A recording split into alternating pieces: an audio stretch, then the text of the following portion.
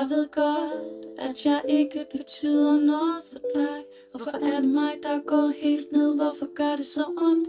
Jeg savner dig, og det gør mig svag hver dag, hvert minut og hvert sekund. Tænker jeg på dig, det løb, skal du bare have sammen. Hvorfor vil du ikke være her? Jeg har givet dig kærlighed og min loyalitet, men alligevel stoler du ikke på mig. Mor, hvad kan jeg gøre for at få dig tilbage? Det gør så ondt at sidde med sorgen alene. Det gør så ondt at sidde med sorgen alene. Så kommer det lykken med mig, så vi kan glemme sorgen. Det gør så ondt at være bange for, at jeg aldrig ser dig igen. Du var min bedste ven, og nu har jeg mistet en del af mig selv. Du var min grisling, og jeg var din Peter Plys. Jeg kan slet ikke forstå, at det her er virkeligt. Du knuste mit hjerte, da du valgte mig fra. Forsøgte flere gange at kæmpe mig op, men så er jeg mistet den mor, jeg troede altid ville stå ved min side. Ødelagde et stykke af min sjæl. Hvordan skal jeg nogensinde blive helt igen?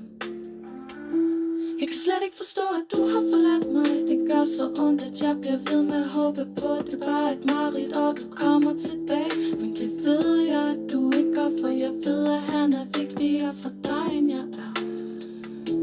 Jeg har været så meget igennem, hvor jeg virkelig godt kunne have brugt, at du var her sammen med mig. Da jeg fik hjertestop og fik bekræftet, at jeg har hjerteproblemer, var jeg bange for at dø, og du var der ikke sammen med mig. Du fortalte mig ikke, at det var okay, alt nok skulle gå. Du var der ikke til at berolige mig. Jeg var bange for, at jeg ville dø, og bange for, at min datter skulle vokse op uden sin mor. Jeg troede, jeg var dit et, og al din øjesten, din bedste ven. Vi fik en mor og datter tatovering, fordi vi var tætte, og intet kunne skille os ad. Men nu står vi her, ingen kontakt. Du forlod mig, du rejste væk. Du lod din kæreste ødelægge mit liv. Hvorfor? Hvorfor skal det være sådan her? Hvorfor kan du ikke bare komme tilbage?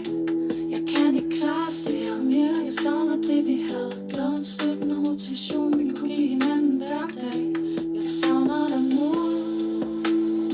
Savner du slet ikke mig?